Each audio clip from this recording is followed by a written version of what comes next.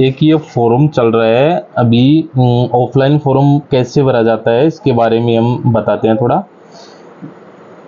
ये क्या है, काफ़ी बच्चे ये फॉर्म है ऑफलाइन भर नहीं पाते हैं, उनका कॉल लेटर भरने में प्रॉब्लम आती है, कॉल लेटर नहीं आता है, फॉर्म रिजेक्ट हो जाते हैं। तो पायल रोजगार सेंटर पे ये चैनल पायल रोजगार सेंटर वालों ने स्टार्ट किया है। इसमें क्या है कि सबसे ज़्यादा बच्चे इस चैनल को सब्सक्राइबर करें और शेयर करें और लाइक करें। इसमें ऑफलाइन फॉर्म कैसे भरा जाता है उसके बारे में बताया जाएगा, पूरी डिटेल बताई जाएगी, जिससे बच्चों की प्रॉब्लम आगे इस फॉर्म से संबंधित कोई प्रॉब्लम नहीं आए। ये फॉर्म निकला हुआ है इंडियन से आर्मी का फॉर्म है, ऑफलाइन फॉर्म है। इसको कैसे भरा जाता है इसके बारे में हम आपको बताते हैं डिटेल से। इसकी अंतिम तिथि है भरने की 22 सितंबर 2023। आप 22 सितंबर तक इसको आवेदन कर सकते हैं। इंडियन आर्मी का फॉर्म है, ये फॉर्म है इंडियन आर्मी से संबंधित है, रक्षा मंत्रालय में। इसमें वैकेंसी है एलडीसी, कुक, माली, संदेशवाहकों की भर्ती। ये फॉर्म हमारे को खरीदना है। खरीदने के बाद में इसमें ये जो इसकी मेन फ्रंट पन्ने पे जो डिटेल है उनको आराम से देख के पढ़ना है। पढ़ने के बाद में क्या करेंगे, इसके अंदर क्वालिफिकेशन है 10वीं और 12वीं पास। जो बंदा 10वीं और 12वीं पास है वो इस फॉर्म को आवेदन कर सकता है। इसमें महिला और पुरुष दोनों के लिए आवेदन है। आवेदन शुल्क इस फॉर्म के अंदर कुछ भी नहीं है, किसी भी कैटेगरी के लिए कोई आवेदन नहीं है। इसके अंदर क्या है, एससी, एसटी, ओबीसी प्रत्येक जो कैटेगरी है वो इस फॉर्म को भर सकती है। इसके अंदर जो कौन कौन से पद हैं, लोअर डिजिटल क्लर्क का पद है, इसमें एज 18 से 25 साल है और 12वीं पास इसके अंदर चाहिए। टाइपिंग हिंदी इंग्लिश आनी चाहिए अगले को। कुक का फॉर्म है, कुक के लिए 18 से 25 एज है, 10वीं व कुकिंग का प्रमाण पत्र होना चाहिए। एक सर्टिफिकेट बनता है इसके अंदर कुकिंग का, वो सर्टिफिकेट होना चाहिए। एमटीएस संदेशवाहक है, जैसे इसके अंदर भी 10वीं पास है। एमटीएस गार्डनर है, इसमें 10वीं पास है। इसमें आयु है वो बच्चे की इसके अंदर दे रखी है कि आरक्षित वर्ग को इसके अंदर अलग से छूट दी जाएगी। अब इसके अंदर इस फॉर्म को कैसे फिलअप किया जाता है, कैसे नहीं किया जाता है, इसमें क्या क्या दस्तावेज हैं, ये सब यहाँ लिखे हुए हैं। इसको कैसे भरना है, ये फॉर्म हमने खरीदा। खरीदने के बाद में इसके अंदर क्या क्या डिटेल्स भरनी होती है हमारे को वो बताते हैं। इसमें 10वीं प्रमाण पत्र, 10वीं की मार्कशीट 10वीं के लिए भर रहे हैं तो योग्यता की 10वीं की मार्कशीट, साथ में 12वीं की मार्कशीट लगानी होती है। जन्म तिथि के लिए भी 10वीं की मार्कशीट आ जाएगी, उसकी फोटोकॉपी साथ में लगानी होगी। मूल निवास साथ में बना होना चाहिए। जाति प्रमाण पत्र अगले का बना होना चाहिए। आधार कार्ड की फोटोकॉपी या कोई भी एक आईडी है वो साथ में लगानी होगी। 2 इसके अंदर लिफाफे हैं, छोटे वाले लिफाफे हैं, इनके अंदर 2 लिफाफे ये लगानी पड़ेंगे। इसके अंदर इसको भरना मैं आपको बताऊंगा कैसे भरा जाता है। इसको 2 लिफाफों के ऊपर 25-25 रुपए की डाक टिकट लगानी होगी, इसको भरना भी मैं बताऊंगा। 2 पासपोर्ट साइज फोटो अधिकारी द्वारा प्रमाणित होनी चाहिए, वो साथ में चस्पा। सरकारी गवर्नमेंट कोई भी हो उनको 2 फोटो उनसे प्रमाणित होके वो साथ में इनके भेजनी है हमारे को। एक इसमें अनुभव प्रमाण पत्र है, अनुभव प्रमाण पत्र भी लगाना होगा। अब ये फॉर्म कैसे फिलअप किया जाता है वो आपको मैं बताता हूँ। इसके अंदर यह फॉर्म खोलेंगे, इसके अंदर फॉर्म में डिटेल है। सबसे पहले हम क्या करेंगे, यहाँ पे खुद की फोटो है, पासपोर्ट साइज फोटो लगाएंगे, ठीक है। पोस्ट अप्लाइड फॉर, इसको पोस्ट, किस पोस्ट के लिए हम इस फॉर्म को अप्लाई कर रहे हैं वो पोस्ट हम इसके अंदर भरेंगे। फॉर्म भरना है पूरा कैपिटल लेटर में भरना होगा और इंग्लिश में ही भरना होगा इसको, ठीक है। यहाँ पे जो भी पोस्ट है, हम जैसे इसके अंदर पोस्ट अलग अलग है। लोअर डिजिटल क्लर्क है, कुक है। जो भी बच्चे हैं लोअर डिजिटल क्लर्क से भरना चाहते हैं वो लोअर डिजिटल क्लर्क से भर सकते हैं। कुक है तो कुक से भर सकते हैं। एमटीएस है तो एमटीएस है, कोई एमटीएस गार्डनर है तो एमटीएस गार्डनर से भर सकता है।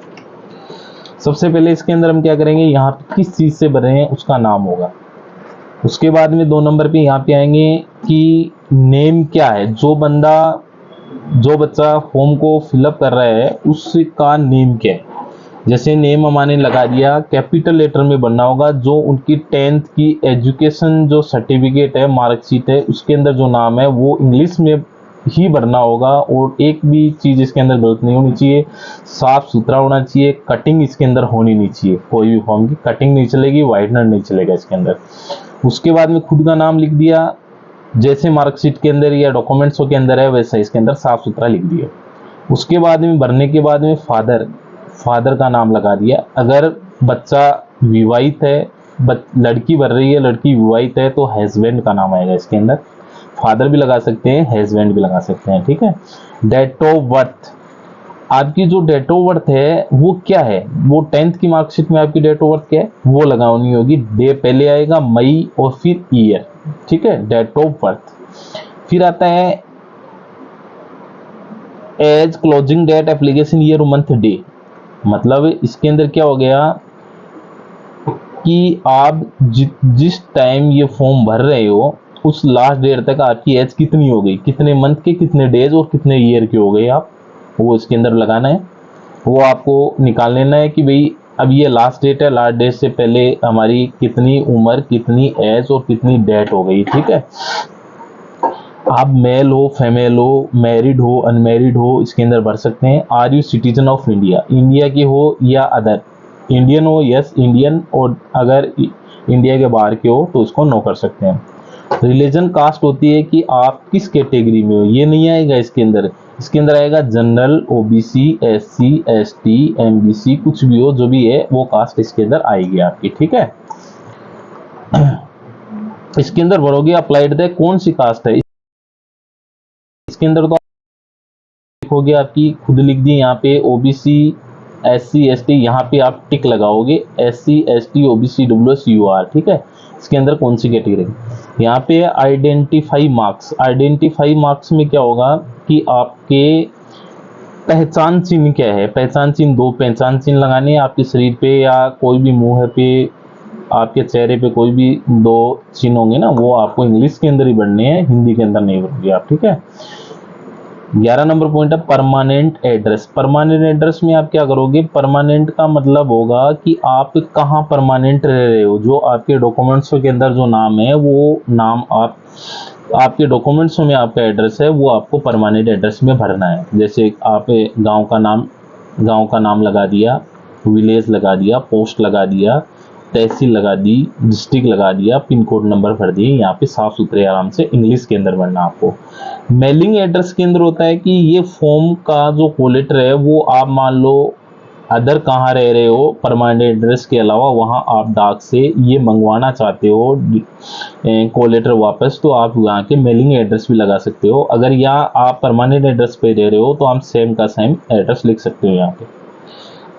इसके बाद में आता है 13 एजुकेशन क्वालिफिकेशन आपकी क्या है। आप फॉर्म भर रहे हो, पोस्ट किस पोस्ट से भर रहे हो, तो आप यहाँ पे उस पोस्ट के लिए सीरियल नंबर, आपका एजुकेशन सर्टिफिकेट है, जैसे जो लगाना चाह रहे हो आप लगा सकते हो। जैसे 10वीं है, 12वीं, उनकी डिटेल, सीरियल नंबर लगा दिया, क्वालिफिकेशन लगा दी कि भी 10th class, university board Rajasthan university या आपकी बोर्ड है बीएससीआर बोर्ड, आपकी सीबीएसई है, जो भी सब्जेक्ट आपके 10th क्लास में क्या थे, 12वीं में क्या थे, परसेंटेज आपके क्या है, और रिमार्क्स में आप जो भी है कि ओके कुछ भी आप लिख सकते हो यस, ठीक है।